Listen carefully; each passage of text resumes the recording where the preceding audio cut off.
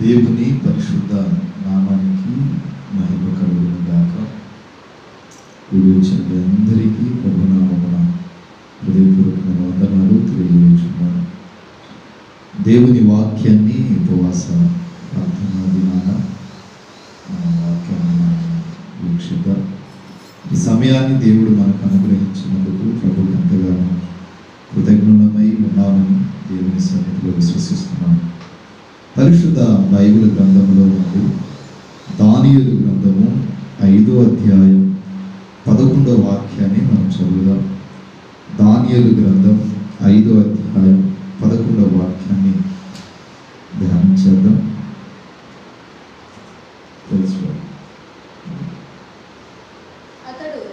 అతడు పరిశుద్ధ దేవతల ఆత్మ గలవాడు. నీ తండ్రి కాలములో అతడు దైవ జ్ఞానము వంటి జ్ఞానమును బుద్ధియు తెలివి గలవాడై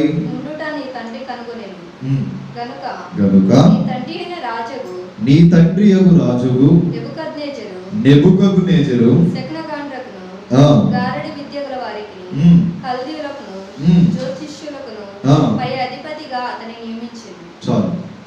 పరిశుద్ధ బైబిల్ గ్రంథంలో భక్తుడగు దావీదు దానియేలు గురించి ఇక్కడ మనం చూస్తాం. దానియేలు జీవితం నుండి దేవుడు ఈ దినాన మనతో మాట్లాడుతుంది. ప్రియులరా, రాజు కుమారుడును రాజు మంత్రి ఇద్దరు కలిసి మాట్లాడుకుంటున్నారు. అయ్యా, దానియేలు ఎటువంటి వాడు, దానియేలు వలన మనకు ఏ మేలు కలుగుతుంది అని మాట్లాడుకుంటుంటే మంత్రి దానియేలు గురించి రాజు కుమారుడితో చెప్తున్నాడు. అతడు దేవుని ఆత్మ కలిగిన వాడు. అతడు ప్రథముగా ప్రారంభము నుండే పరిశుద్ధుడు. అతడు దేవుని ఆత్మ కలిగిన వాడు కనుక ఇదిగో శకునగాండ్రుల దగ్గరికి, సోది చెప్పేవారి దగ్గరికి, అందరి దగ్గరికి, నీ తండ్రి యగు నెబుకద్నెజరుకు ఒక కల సంభవించినప్పుడు అందరిని అడిగాడు. ఎవరు సరిగా ఉత్తరం ఇవ్వలేదు. అయితే ఈ దానియేలు ఆ కళ యొక్క భావమును చెప్పాడు. ఈ దానియేలు ఆ జరగబోయే సంగతిని గురించి బోధించాడు. ఈ దానియేలు జరగబోతున్న వాటిని, జరిగిన వాటిని గురించి చెప్పాడు. కారణం ఏంటంటే అతడు దేవుని ఆత్మ కలిగిన వాడు, అతడు దేవుని ఆత్మ పొందినవాడు, అతడు దేవుని ఆత్మలో నిండినవాడు, అతడు దేవుని చేత పిలువబడినవాడు కనుక ఇదిగో రాజా, నీ తండ్రి ఏ విధంగా అయితే దానియేలు యందు నమ్మిక ఉంచాడో నీవు కూడా దానియేలు యందు నమ్మిక ఉంచి తను ఆరాధిస్తున్న దేవుని యందు విశ్వాసం ఉంచమన్నాడు. దేవుని ఆత్మ కలిగి దానియేలు నడిచాడు కనుక దేవుడు అతన్ని హెచ్చించాడు. దేవుని ఆత్మ కలిగి దానియేలు నడిచాడు కనుక దేవుడు అతన్ని గణపరిచాడు. దేవుని ఆరాధిస్తే దేవుడు అతన్ని గణపరిచాడు. అతడు కీర్తిస్తే దేవుడు అతన్ని కీర్తించాడు. ఈనాడు మన ఆధ్యాత్మిక జీవితంలో శోధన సంభవించినప్పుడు మనము దేవుని మీద ఆధారపడాలి. దేవుని మీద ఆధారపడకుండా, దేవుని చిత్తానుసారంగా నడవకుండా, దేవుని సముఖములో ఉండకపోతే మన ఆధ్యాత్మిక జీవితము ఎండిపోతున్న చెట్టు మీద ఎండిపోతున్న ఆకుల వలె రాలుతాయి. లేఖనాలు సెలవిస్తూ అతడు దేవుని ఆత్మ పొందినవాడు కనుక ఇదిగో దేవుని ఆత్మ అతనిలో ఉంది. దేవుని ఆత్మ మనలో ఉండాలి. దేవుని ఆత్మ నీలో నాలో ఉంటే దేవుడు నీతో నాతో మాట్లాడతాడు. దేవుని ఆత్మ నీలో నాలో ఉంటే దేవుడు నిన్ను నన్ను దర్శిస్తాడు. వాక్యం సెలవిస్తుంది. దానియేలు ప్రార్థనాపరుడు. దానియేలు ఒక ప్రాంతం నుండి వచ్చాడండి. ఒక ప్రాంతానికి వచ్చాడు.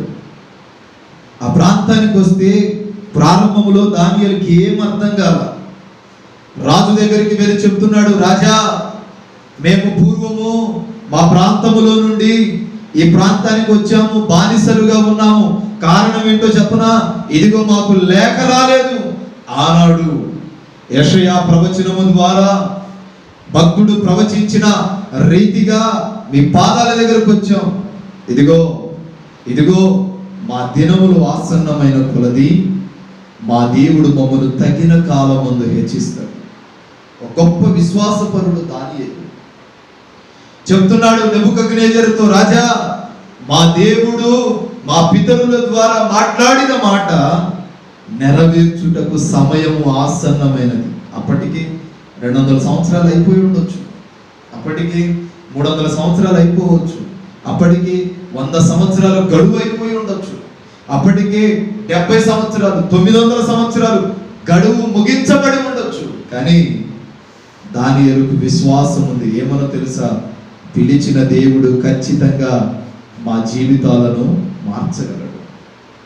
ఘోరమైన ఆ బానిసత్వంలో ఉన్నారు. బానిస బ్రతుకుతూ ఆ ఇటుకలను తయారు చేస్తూ వారు ఎంతో ఘోరమైన శోధనలో ఉన్నారు. రాజు దగ్గర రాజు వచ్చాడు. రాజు వచ్చి, ఇదిగో నేను ఏర్పాటు చేస్తున్న బొమ్మకు మ్రొక్కండి అనగానే షడ్రక్, మెషక్, అబేద్నెగో వీళ్ళు ముగ్గురు స్నేహితులు దానియేలుకి వీరు అంటారు కదా, ఇదిగో మా ప్రాణం పోయినా మేము ఆ దేవుని మొక్కము. కారణం ఏంటో తెలుసా? మా ప్రాణాలు విడిచిపెట్టినా మేము ఆ దేవుని మొక్కము. ఇది మరింత శాపము మమ్మల్ని వెంటాడుతుంది. చాలాసార్లు మనం అంటాం, నేను ఏదైనా తప్పు చేస్తే అది నన్నే వెంటాడొచ్చు కదా, అది నన్నే తగలొచ్చు కదా, అది నాకే తగలొచ్చు కదా అంటే అనుకుంటూ ఉంటాం. ఏమని? నేను చేసిన తప్పు అది నాకే వెంటాడితే బాగుండు కదా. కానీ అది నీకే వెంటాడితే ఆ తప్పు విలువ మనకు అర్థం కాదు.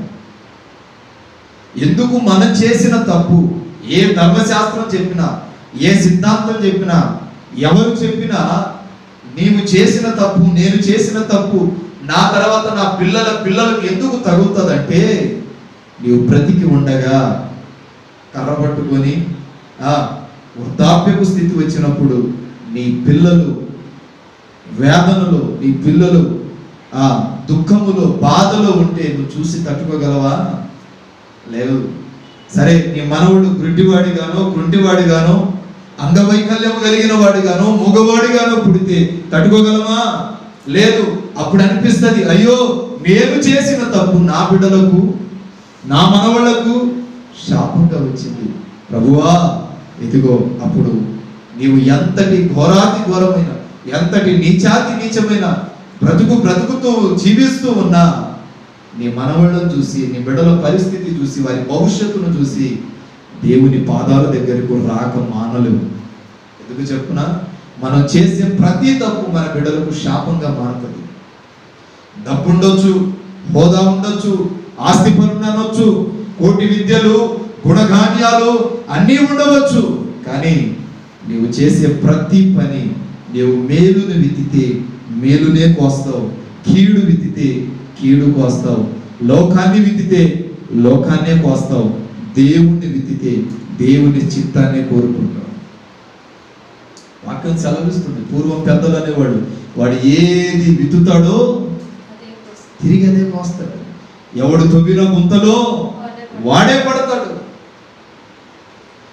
గుంత వేరొకడు తవ్వాల్సిన అవసరం లేదు, ఒకడు విత్తాల్సిన అవసరం లేదు. మనము విత్తినది మనమే కోస్తాం. అది ఎప్పుడో తెలుసా?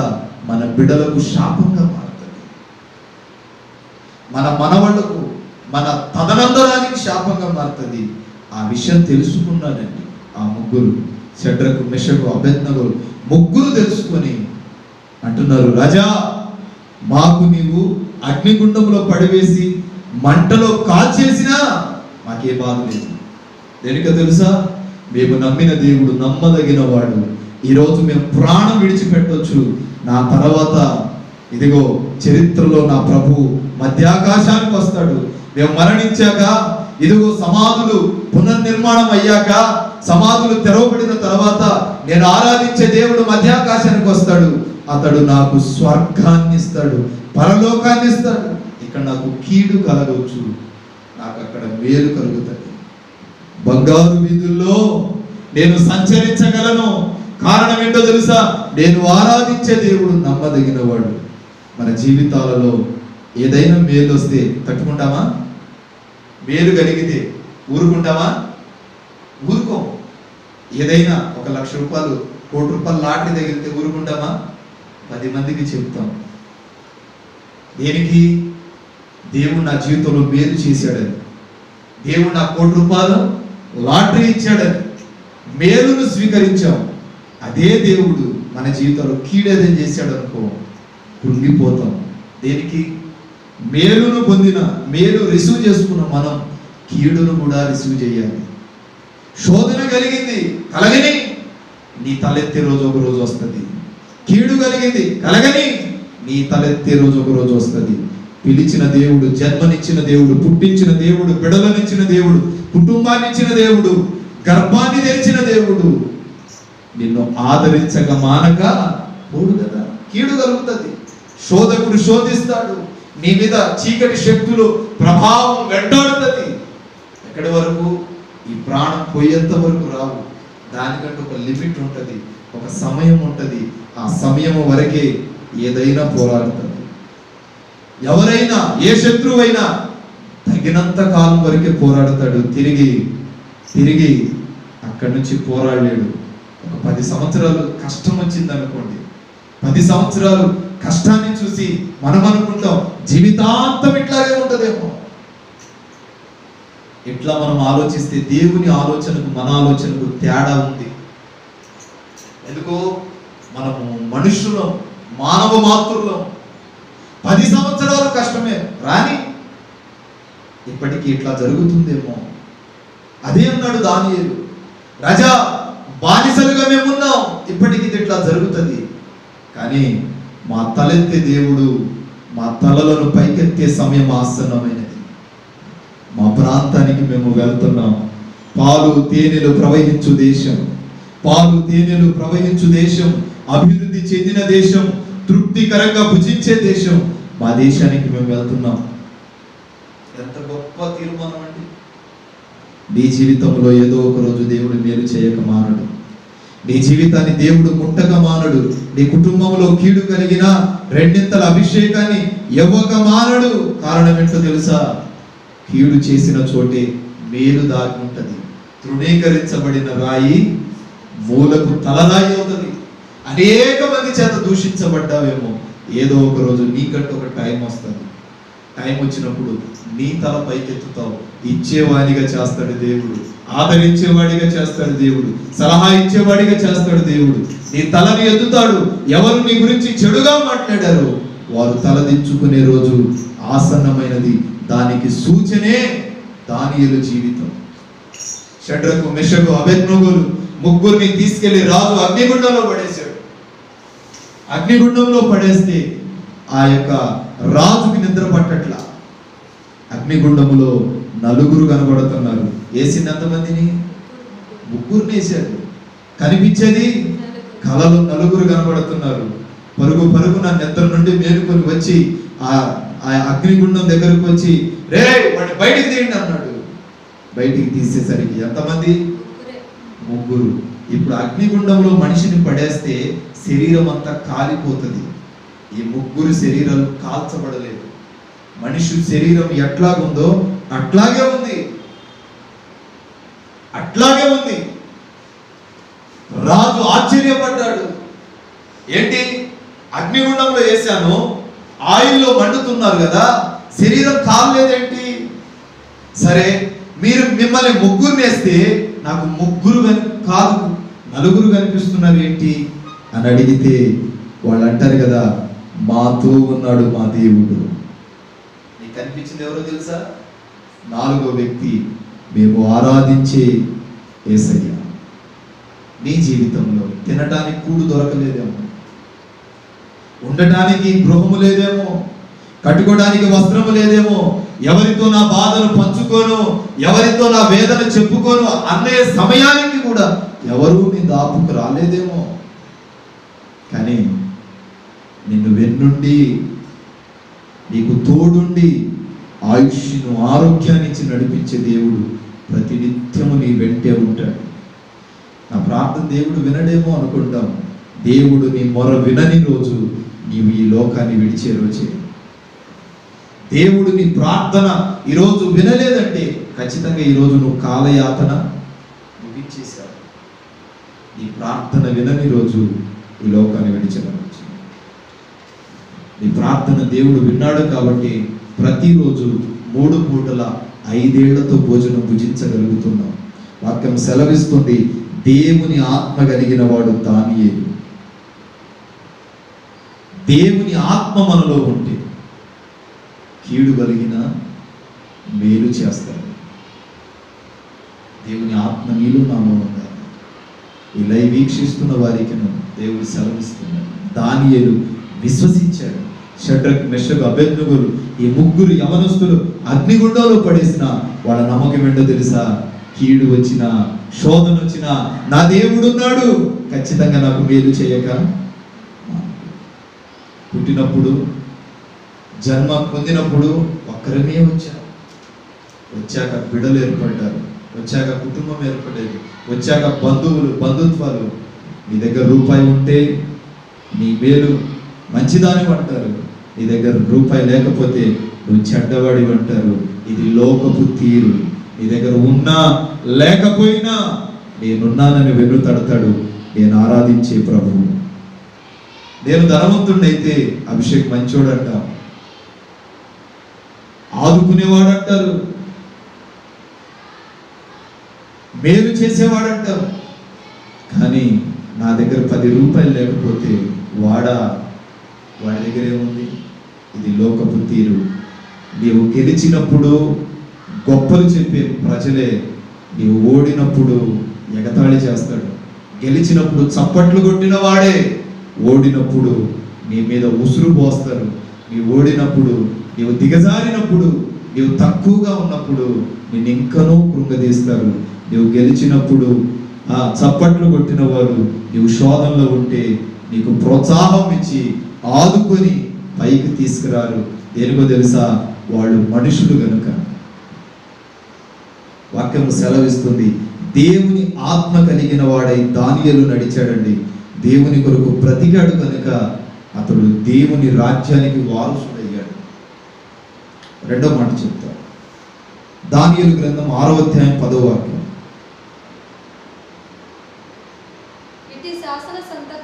ఇట్టి శాసన సంతకము చెయ్యబడెనని తెలిసి అతడు తన ఇంటికి వెళ్ళి యథాప్రకారముగా అనుదినము 3 మారు మోకాడుని తన ఇంటి పై గది కిటికీలు యెరూషలేము తట్టునకు తెరవబడి ఉండగా తన దేవునికి ప్రార్థన చేయుచు ఆయనను స్తుతించుచు వచ్చెను. చాలు. ఇప్పుడు ఇట్లా కిటికీ ఎందుకు పెడతాము? కాదు, దానియేలుకి ఇశ్రాయేలీయులు చనిపోబోతున్నారు, ఇశ్రాయేలీయుల యాత్ర ముగించబడుతుంది, యెరూషలేము ప్రాంతం నాశనం అవుతుంది, యెరూషలేము ప్రాకారాలు ముగించబడుతున్నాయని శాసించిన శాసనము తెరవబడినప్పుడు, తెలిసినప్పుడు పరుగున ఇంటికి వచ్చాడు. ఇంటికి వచ్చిన వెంటనే డాబా పైకి వచ్చి చిన్న గది కట్టుకున్నాడు. ఆ గదిలోకి నుండి ఈ యెరూషలేము ప్రాంతాన్ని చూడటానికి ఒక కిటికీ పెట్టుకున్నాడు. ఆ కిటికీ గుండా చూసి కిటికీకి ఎదురుగా మోకాళ్ళుని ఏడుస్తున్నాడు, కన్నీరు కాడుస్తున్నాడు. ప్రభువా ఈ ప్రాంతాన్ని దీవించు, ప్రభువా ఈ ప్రాంతాన్ని దీవించు, ప్రభువా ఈ ప్రజలను బ్రతికించమని ముమ్మాటికి ఏడుస్తూ ఉంటే దేవుడు దానియేలు మొర విన్నాడు. ఈ కిటికీ ఎందుకు పెట్టుకుంటామో తెలుసా?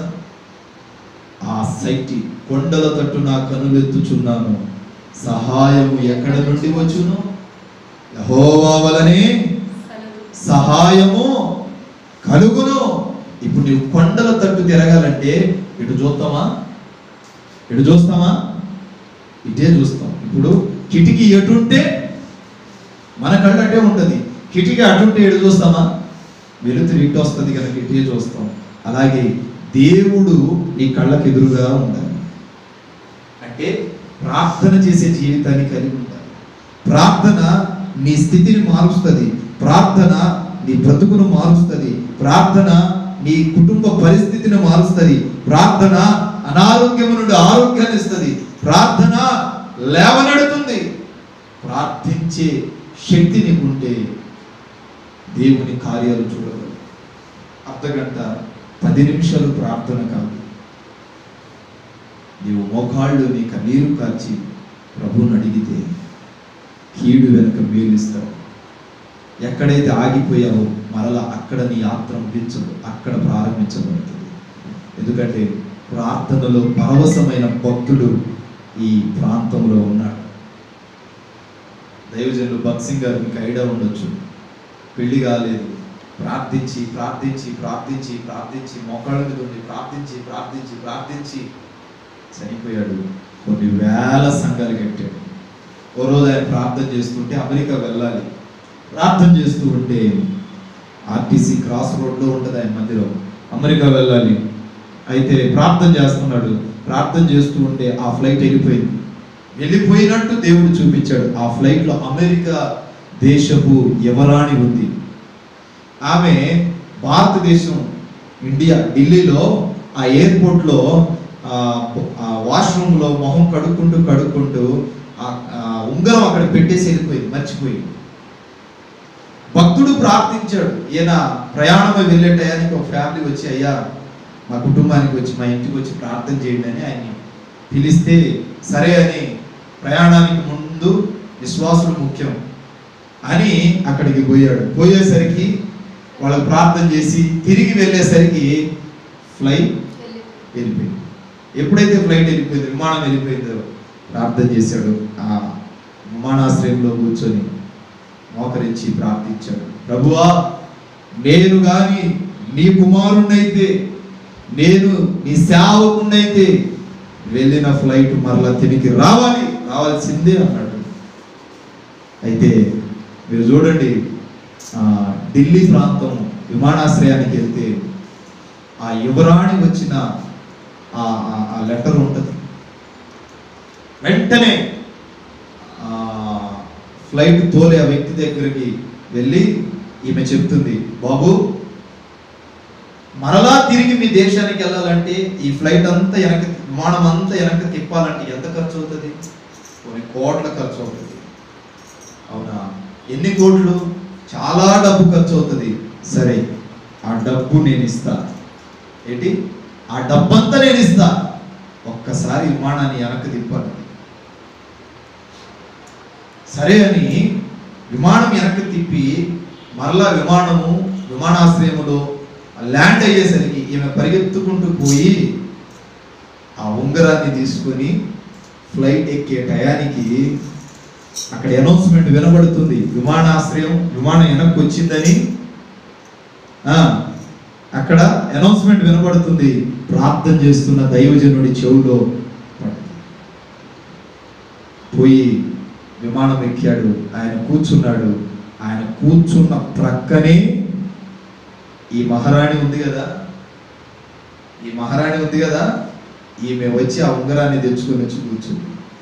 అక్కడ ఆ విమానం దూలే డ్రైవర్ అడిగాడంట, అమ్మా కొన్ని కోట్ల రూపాయలు పెట్టైనా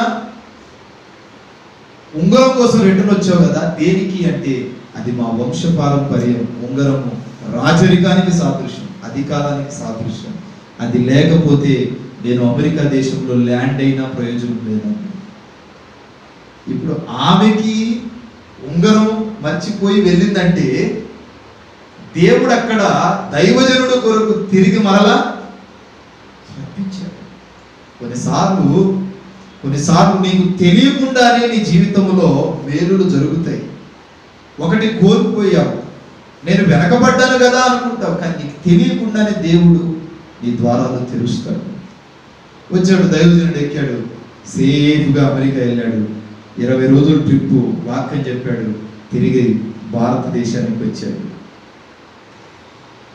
ఈనాటికి కొన్ని వేల సంఘాలు కట్టాడు ఇదే హైదరాబాద్లో.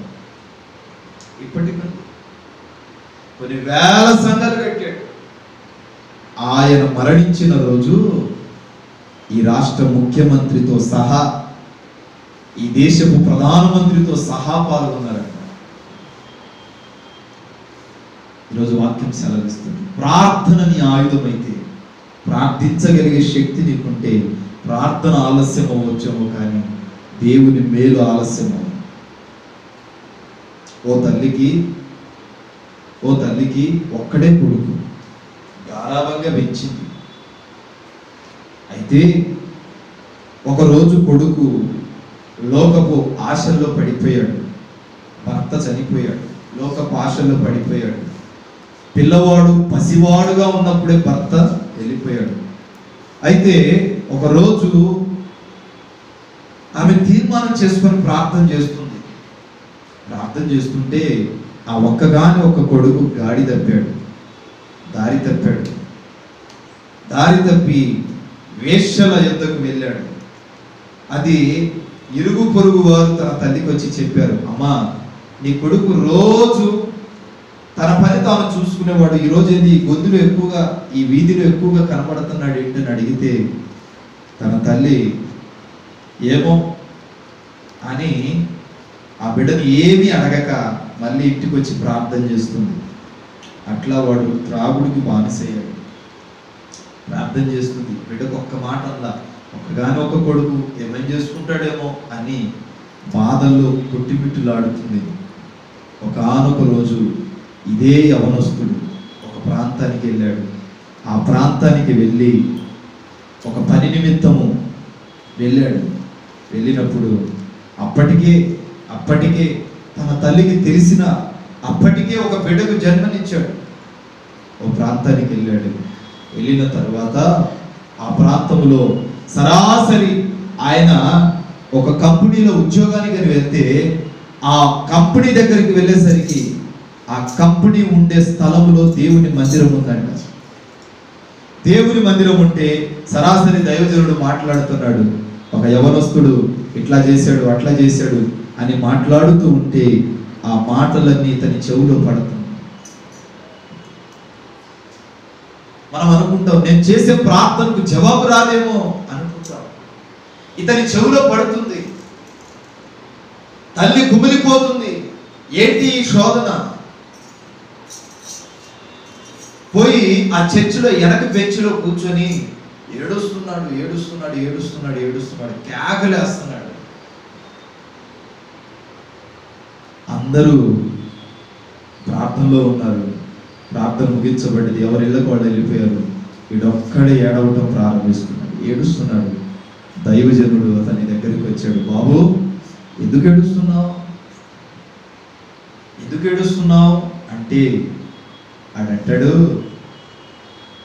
మాస్టర్ గారు మీరు చెప్పిన ఆ లక్షణాలు అన్నీ నాలో ఉన్నాయి.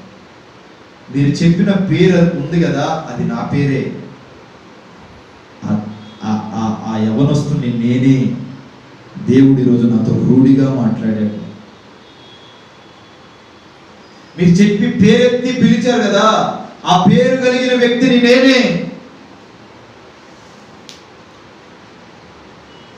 ఇప్పుడు ఏం చేస్తావు అని అడిగాడు పాస్టర్ గారు. నా జీవితాన్ని మార్చుకొని నా తల్లికి ఇష్టంగా బ్రతకాలనుకుంటున్నాను అని అన్నాడు. సరే ప్రార్థన చేశాడు. మరలా ఇతను అడిగాడు, నాకు బాప్తీసం ఇవ్వ పాస్టర్ గారు అంటే దైవజనుడు బాప్తీసం ఇచ్చి ప్రార్థించి అభిషేకించి పంపించాడు. ఇప్పుడు నేను మారానమ్మా అని చెప్పడానికి రిటర్న్ టికెట్ వేశాడు. తన ఇంటికి బయలుదేరి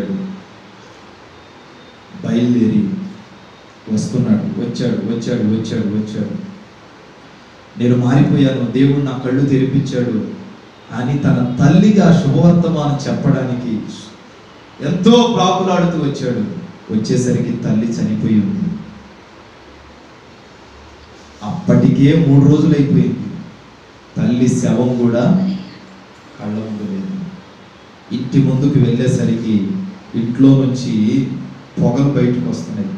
ఆ కడ్డీలు ఉంటాయి కదా, ఆ కడ్డీ స్మెల్ బయటకు వస్తుంది. పోయి తలుపు తీశాడు. అమ్మా దేవుడు నన్ను దర్శించాడు, నీవు అనేదానివి కదా ఏదో ఒకరోజు నీవు నిలబడతావని, నేను ఈరోజు తెలుసుకున్నాను నీ విలువేంటో అని తన తల్లికి చెప్పడానికి వెళ్ళేసరికి మనిషి ఉండే ప్లేస్లో ఫోటో ఉంది.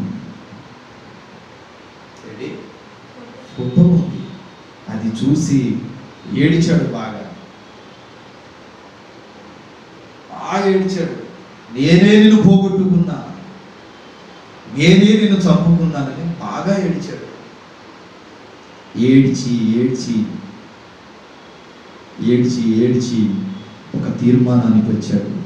నా తల్లి ఎలా ఉండాలి అని కోరుకున్నదో నేను అట్లా బ్రతకాలి, నేను అట్లా బ్రతికితే పరలోకములో దేవుడు నా తల్లికి విశ్రాంతిస్తాడు అని అనుకొని బైబిల్ పట్టుకొని దేవుని సేవ కొరకు పిలుపు వచ్చింది.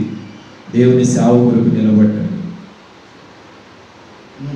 నిలబడ్డాడు. వీధులు తిరిగి ఆనాడు వేశ్యల దగ్గరికి, వ్యభిచారుల దగ్గరికి, త్రాగుడికి, గుట్కాలకు బానిసైన వాడు ఈనాడు వీధులు తిరిగి వాక్యం చెప్పి క్రీస్తులో అనేకులను నడిపిస్తూ ఉంటే, ఒకరోజు వేశ్యగా పిలువబడిన, తనను శయనించి తనను దగ్గర చేసుకున్న ఆ అమ్మాయి వచ్చి పిలిచింది, స్టెఫెన్, ఎక్కడికి పోయావు ఇన్ని రోజులు? నువ్వు లేకపోతే నాకు ఉండబుద్ధి కావట్లేదు, రా అని ఆ గేటు దగ్గర నుండి పిలిస్తే ఈయన వినకుండా ముందుకు వెళ్తున్నాడు. నిన్ను కాదా పిలిచేది, రా అంటే రావట్లా.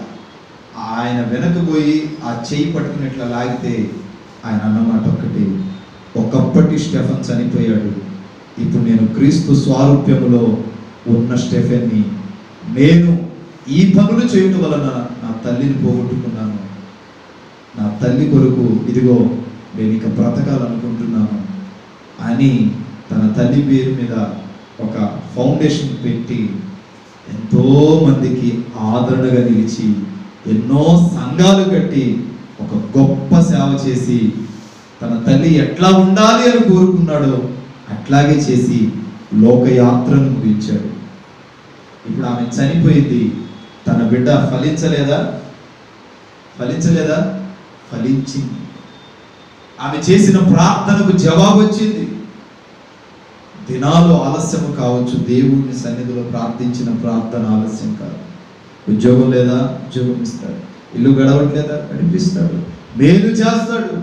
కుటుంబాన్ని నీ కుటుంబం మీద కన్నులు, నీ కుటుంబం మీద పడిన ప్రతి కను దృష్టి, ప్రతి చాతబడి శక్తి, ప్రతి అంధకారపు శక్తిని దేవుడు ఒక దినాన తొలగించి నిలబెడతాడు.